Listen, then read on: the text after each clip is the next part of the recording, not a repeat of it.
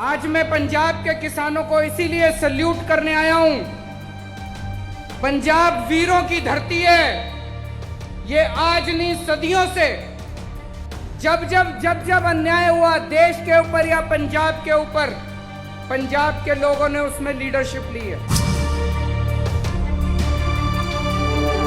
कि अब केवल पंजाब के किसानों का आंदोलन नहीं बना, अब ये हर आदमी का, हर औरत का, हर बच्चे का आंदोलन बन गया। दोस्तों, अपनी किस्मत अच्छी थी। उन स्टेडियम को जेल बनाने की पावर मोदी सरकार को नहीं थी, वो हमारी सरकार को थी। ये किस्मत थी, ऊपर वाले की कृपा है, वाहेगुरु जी की कृपा है कि स्टेडियम को जेल बनाने की पावर मोदी सरकार की नहीं थी। तो मोदी सरकार ने मेरे पास फाइल भेजी, ये 9 स्टेडियम जेल बनाने हैं। मैंने पूछा क्यों बनाने हैं? बोले ये जो किसान आ रहे हैं इनको जेल में डालना है। उनको लगता है अगली बार जब जेल बनानी पड़ी तो फाइल फिर मुख्यमंत्री के पास नहीं, एलजी के पास जाएगी। पर दोस्तों, चिंता मत करना, आपका बड़ा भाई, आपका बेटा, मैं वहां पे लड़ रहा हूं इन लोगों से, 6 साल से लड़ रहा हूं। मेरे को पता है इनसे कैसे लड़ना है। इनको कभी किसी हालत में किसानों के खिलाफ कोई एक्शन नहीं लेने देंगे। जब मैं अपने घर से निकला तो दिल्ली पुलिस ने मेरे को रोक लिया। दिल्ली पुलिस मेरे अंडर में नहीं आती, दिल्ली के मुख्यमंत्री के अंडर में नहीं आती। मेरे को मेरे घर के अंदर नजरबंद कर दिया। मेरे को 24 घंटे घर से नहीं निकलने दिया ताकि मैं सिंगू बॉर्डर पे जाके किसानों से ना।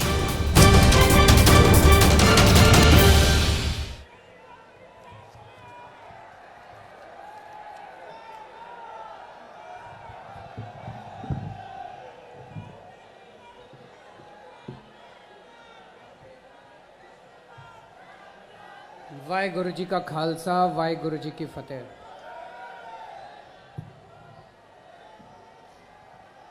आज पंजाब के कोने कोने से आए हुए मेरे भाइयों, बहनों, माताओं, बुजुर्गों, बच्चों, आप सब लोगों को मेरा नमस्कार, सबको मेरा प्रणाम, सत श्री अकाल।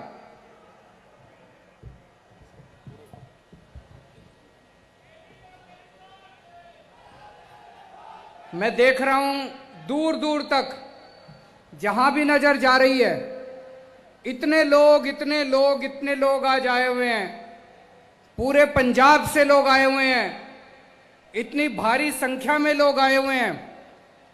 आप सब लोगों को मैं सल्यूट करता हूं, आप सब लोगों को मैं धन्यवाद करता हूं कि आप इतनी दूर से चल के इतना समय निकाल के आए, उसके लिए बहुत बहुत शुक्रिया। आज मैं आपके बीच में पंजाब के किसानों को सल्यूट करने के लिए आया हूं दिल्ली से। जिस तरह से केंद्र सरकार ने 3 काले कानून पास किए, मोदी सरकार ने 3 काले कानून पास किए, सबसे पहले उसके खिलाफ विरोध में आवाज निकली, पंजाब से आवाज निकली। सबसे पहले पंजाब के किसानों ने उन तीनों कानूनों की खिलाफत करनी चालू करी। पंजाब के अंदर सबसे पहले आंदोलन उठा और वो आंदोलन दिल्ली पहुंचा। जो आग पंजाब के अंदर आप लोगों ने लगाई, आज वो पूरे देश के अंदर आग लग रही है। सारे देश के किसान आज खड़े हो गए आप लोगों के साथ।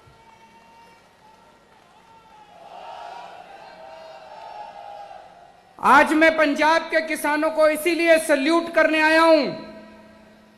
पंजाब वीरों की धरती है। ये आज नहीं सदियों से जब अन्याय हुआ देश के ऊपर या पंजाब के ऊपर, पंजाब के लोगों ने उसमें लीडरशिप ली है।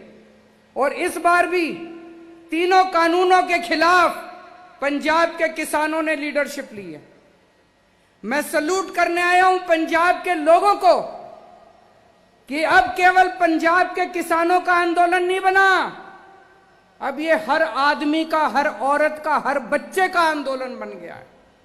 और केवल पंजाब में नहीं, मैं दिल्ली से आया हूं, दिल्ली के घर घर के अंदर ये आंदोलन पहुंच गया है। मैं अभी सूरत गया था, सूरत में आम आदमी पार्टी बीजेपी से 27 सीट जीत गई है।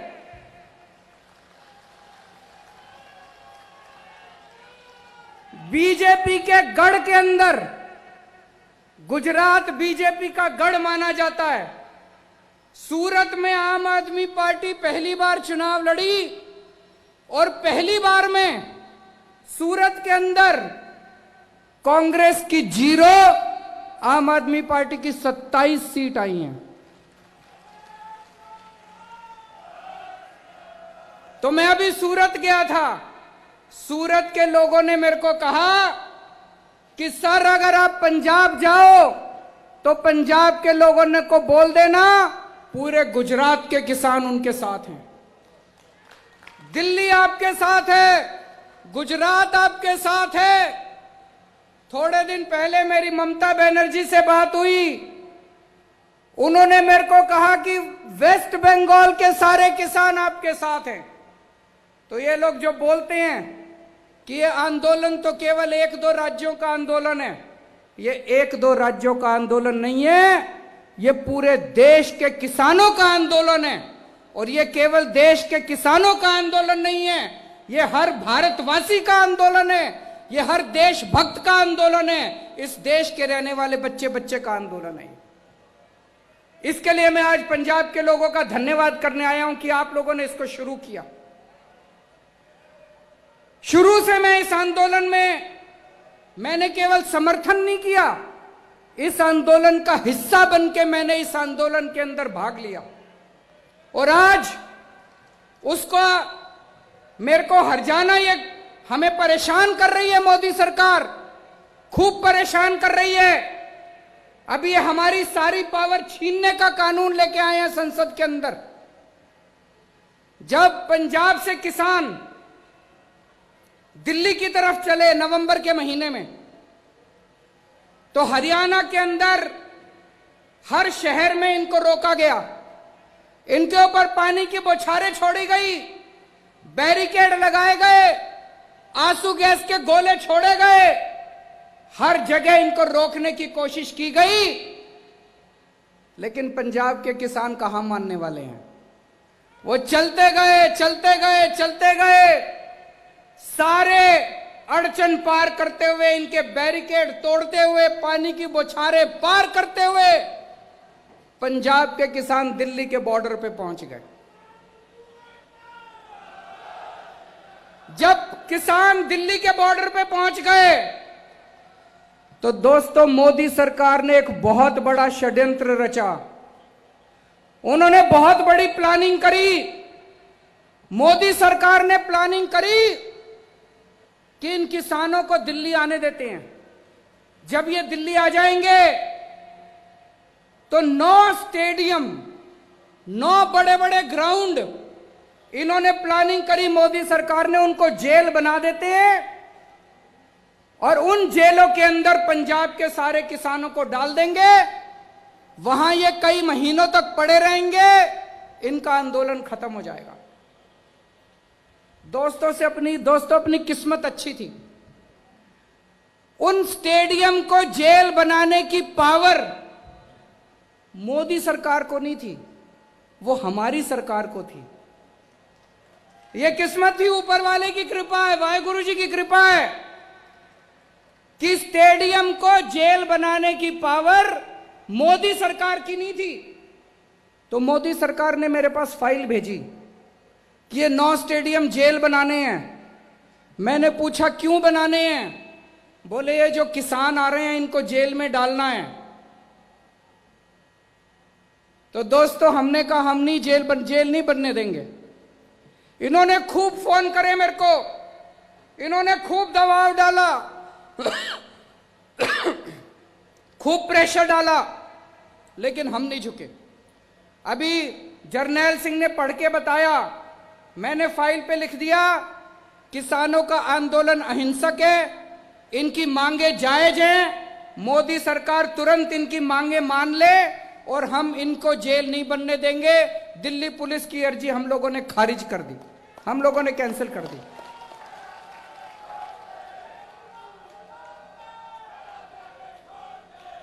ये इतना गुस्सा हो गए, इतना गुस्सा हो गए मेरे से, मोदी सरकार खूब नाराज हो गई और उसी का नतीजा है पिछले हफ्ते संसद के अंदर मोदी सरकार कानून लेके आई है कि दिल्ली के अंदर अब से सारी पावर केजरीवाल की नहीं होगी, दिल्ली के अंदर अब से सारी पावर मुख्यमंत्री की नहीं होगी, सारी पावर गवर्नर की होगी, एलजी की होगी। सारे निर्णय एलजी लेगा। वो हमारी सारी पावर छीनना चाहते हैं। उनको लगता है अगली बार जब जेल बनानी पड़ी तो फाइल फिर मुख्यमंत्री के पास नहीं, एलजी के पास जाएगी। पर दोस्तों चिंता मत करना, आपका बड़ा भाई, आपका बेटा, मैं वहां पे लड़ रहा हूं इन लोगों से, 6 साल से लड़ रहा हूं। मेरे को पता है इनसे कैसे लड़ना है। इनको कभी किसी हालत में किसानों के खिलाफ कोई एक्शन नहीं लेने देंगे जब तक दिल्ली में मैं हूं। आप किसी बात की चिंता मत करना।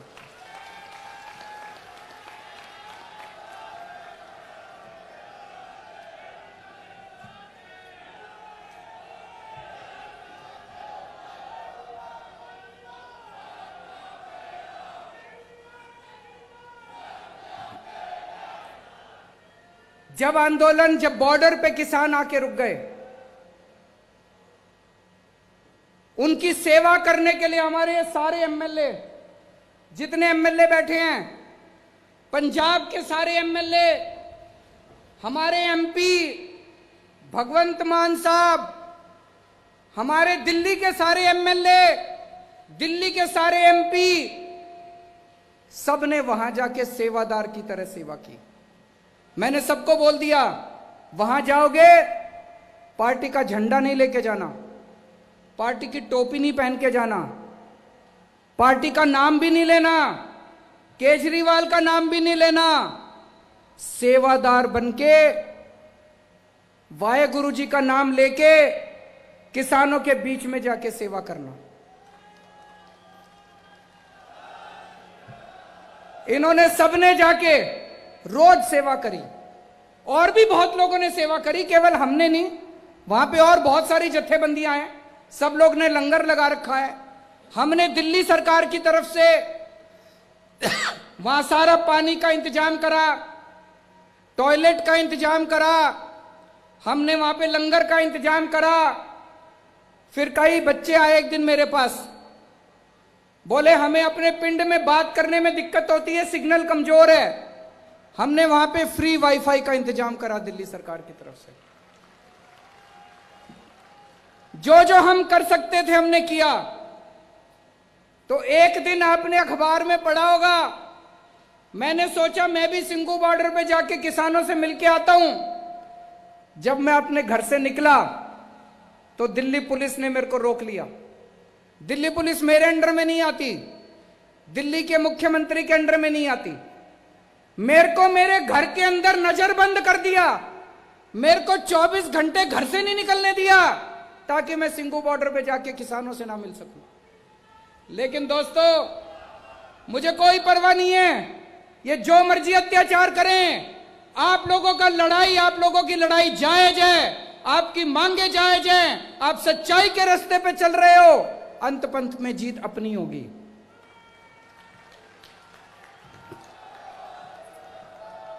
इन्होंने आंदोलन को, किसानों को बदनाम करने की कोशिश करी। कभी कहते हैं खालिस्तानी है, कभी कहते हैं आतंकवादी है, कभी कुछ कभी कुछ, किस्म किस्म के इल्जाम लगाए आंदोलन के ऊपर। लेकिन देश की जनता देख रही है, इनका एक भी नहीं चली। आम आदमी पार्टी ने, इनके जितने बीजेपी के नेताओं ने गालियां दी, जितने बीजेपी के आगुओं ने हमारे किसानों को गालियां दी, आम आदमी पार्टी ने इनके ऊपर 70 केस कर रखे हैं। इनके सारे बड़े बड़े नेताओं के ऊपर केस कर रखे हैं। मुझे पूरी उम्मीद है ये जितने लोगों ने गालियां दी हैं, एक दिन ये सारे जेल जाएंगे जब आदेश पारित होगा।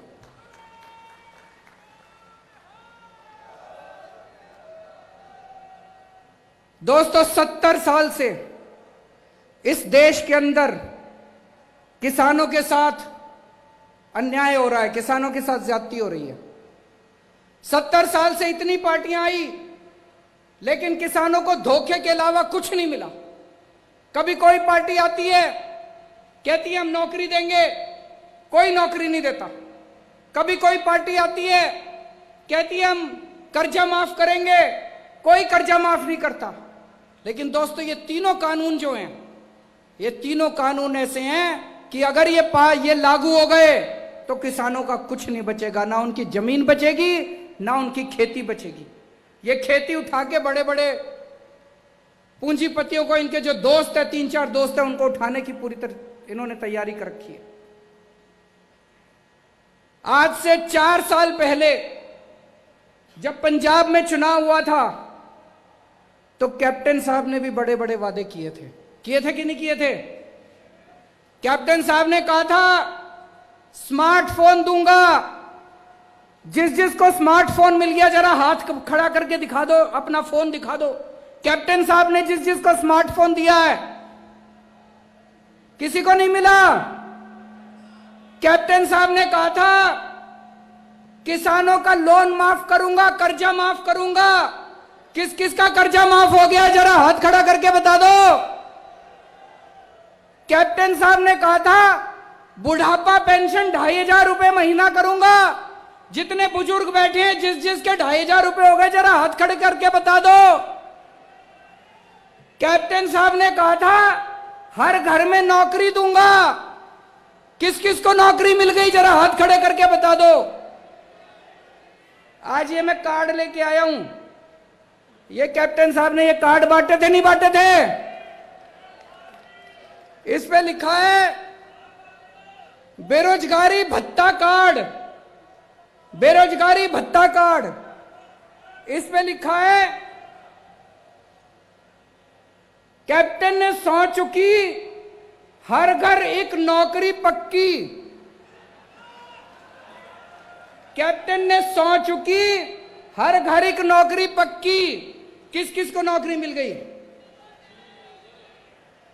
दोस्तों, ये कार्ड, कैप्टन साहब ने ये कार्ड 20 लाख लोगों के घर में बांटे थे। 20 लाख नौजवानों को ये कार्ड दिया था। कैप्टन साहब ने कहा था मेरे को वोट दे दो, मेरी सरकार बन गई तो मैं नौकरी दूंगा। ये कार्ड ले आना, कार्ड दिखा के मैं नौकरी दे दूंगा। आज पंजाब के युवा उनके घर के चक्कर काट रहे हैं, एक आदमी को नौकरी नहीं मिली। मेरी आप लोगों से निवेदन है, ये कार्ड फेंकना मत, ये कार्ड रखे रखना। रोज सवेरे उठ के इस कार्ड को निकाल के देखना। यह आपको याद दिलाएगा कि आज से 4 साल पहले एक आदमी आपको धोखा दे के वोट दे के चला गया। ये कार्ड आपको याद दिलाएगा कि किस तरह से कैप्टन साहब ने आपको झूठ बोल के वोट लिया। ये कार्ड फेंकना मत। अगले 1 साल तक रोज सवेरे उठ के ये कार्ड देखना। मैं आपसे पूछना चाहता हूं कि अगर कोई आपको धोखा देता है तो आप क्या करते हो? उससे बदला लेते हैं। कैप्टन साहब ने आपको धोखा दिया, 1 साल के बाद उनसे बदला लेना है नहीं लेना है? लेना है नहीं लेना? हाथ खड़ा करके बताओ जरा। जिसने धोखा दिया, पूरे पंजाब को धोखा दिया। ना किसी को नौकरी दी, ना किसी को रोजगार दिया, ना किसी का लोन माफ किया, ना किसी की बुढ़ापा पेंशन लगाई। अभी 2 दिन पहले एक टीवी चैनल, क्या नाम है आप? एबीपी गंगा, एबीपी चैनल वालों ने 2 दिन पहले एक सर्वे किया था। देखा था सर्वे आया था, क्या था सर्वे में? 2 दिन पहले उन्होंने सर्वे किया था कि आज अगर चुनाव हो तो पंजाब में किसकी सरकार बनेगी। सर्वे में आया है कि पंजाब के लोग कह रहे हैं कि आज अगर चुनाव हो तो पंजाब के अंदर आम आदमी पार्टी की सरकार बनेगी। मैं नहीं कह रहा, सर्वे में आया है, एबीपी चैनल वालों ने सर्वे किया है। सर्वे के अंदर निकल के आया है कि आम आदमी पार्टी नंबर 1 पार्टी है, आम आदमी पार्टी की सरकार बनेगी। तो दोस्तों, ये कार्ड संभाल के रखना, 1 साल के बाद जब आम आदमी पार्टी की सरकार बनेगी, जिन जिन लोगों को कैप्टन ने ये कार्ड दिया था उनको आम आदमी पार्टी नौकरी देगी।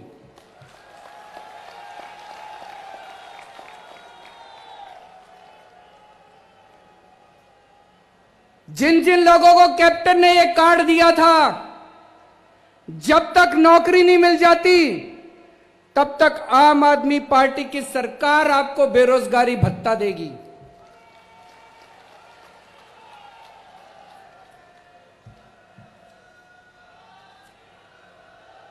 कैप्टन साहब ने जितने वादे करे, एक भी वादा पूरा नहीं किया। दिल्ली के अंदर हम भी चुनाव लड़े थे, दिल्ली के अंदर चुनाव के पहले हमने भी वादे करे थे। भाई साहब, एक एक वादा पूरा किया, एक एक वादा पूरा किया। चुनाव के पहले मैंने दिल्ली की जनता को कहा था, मेरे को वोट दे दो, दिल्ली में 24 घंटे बिजली आती है, कोई पावर कट नहीं लगता, 24 घंटे बिजली आती है। और बिजली का बिल कितना आता है? ये मैं देख रहा हूं कई लोगों को यकीन नहीं हो रहा। मैं देख रहा हूं कई लोगों के चेहरे फक पड़े हैं अभी, उनको समझ नहीं आ रहा, अरे ऐसे कैसे हो सकता है, बिजली का बिल 0 कैसे आ सकता है। भाई साहब, दिल्ली में 73% लोगों का बिजली का बिल 0 आता है। उनके घर बिजली का बिल नहीं आता, उनके घर बिजली का बिल नहीं आता, 24 घंटे बिजली आती है। चमत्कार है ये। और पंजाब के अंदर इतना बिजली का बिल आता है। तो दिल्ली के अंदर अगर 24 घंटे बिजली आती है, दिल्ली के अंदर 0 बिजली का बिल आता है, पंजाब में बिजली का बिल 0 होना चाहिए, नहीं होना चाहिए? ऐसे नहीं होगा, जोर से बोलना पड़ेगा। हाथ खड़े करके बताओ, बिजली का बिल 0 होना चाहिए, नहीं होना चाहिए? दिल्ली में हो सकता है तो पंजाब में क्यों नहीं हो सकता? कौन करेगा? कौन सी पार्टी करेगी? कौन सी पार्टी करेगी? चुनाव के पहले मैंने वादा किया था अपने लोगों को दिल्ली में कि मेरे को वोट दे दो, मैं स्कूल अच्छे कर दूंगा। आज दिल्ली के सरकारी स्कूल इतने शानदार हो गए, इतने शानदार हो गए। हमारे गरीबों के बच्चे इतने शानदार स्कूलों में पढ़ते हैं। आज हमारे गरीबों के बच्चे डॉक्टर बन रहे हैं, इंजीनियर बन रहे हैं, एडवोकेट बन रहे हैं। मैं आपसे पूछना चाहता हूं, पंजाब के स्कूल अच्छे होने चाहिए, नहीं होने चाहिए? कौन सी पार्टी करेगी? कौन सी पार्टी करेगी? चुनाव के पहले मैंने दिल्ली के लोगों को कहा था, हमको वोट दे दो, हम अस्पताल अच्छे कर देंगे। आज दिल्ली के अस्पताल इतने शानदार हैं। भाई साहब, अगर 15 लाख रुपए का भी ऑपरेशन हो, दिल्ली के अस्पताल में फ्री में होता है, एक पैसा नहीं लगता, सारी दवाइयां मुफ्त, सारे टेस्ट मुफ्त, सारा इलाज मुफ्त, सारे डॉक्टर मुफ्त, और इतने शानदार सरकारी अस्पताल हैं। पंजाब में होना चाहिए, नहीं होना चाहिए? कौन सी पार्टी करेगी?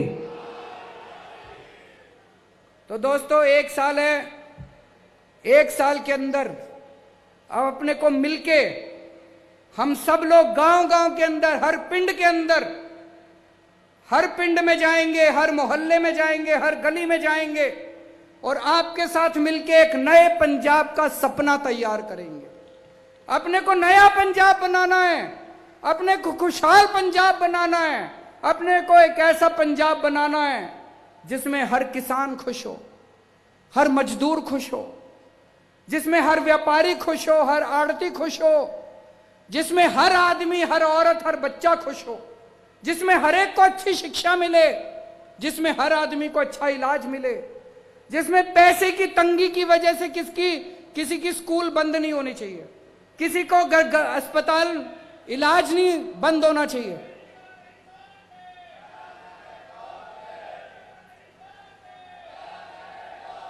तो हम सब लोगों को मिलकर एक ऐसा पंजाब बनाना है। अगले 1 साल में हम सब मिलकर एक ऐसे पंजाब का सपना तैयार करेंगे। उसके बाद आम आदमी पार्टी की सरकार आएगी और आपके साथ मिलकर पंजाब को एक नया पंजाब बनाएंगे, खुशहाल पंजाब बनाएंगे। एक बार फिर से मैं पंजाब के किसानों को कहना चाहता हूं, पंजाब के लोगों को कहना चाहता हूं, हम तन मन धन पूरी तरह से, मैं, मेरी पार्टी, मेरी सरकार किसानों के साथ है। और जब तक ये तीनों कानून मोदी सरकार वापस नहीं लेती, हम चैन से नहीं बैठेंगे। बोले सो निहाल। Please subscribe our channel and press the bell icon ताकि कोई भी नवी अपडेट तुसी मिस ना करो।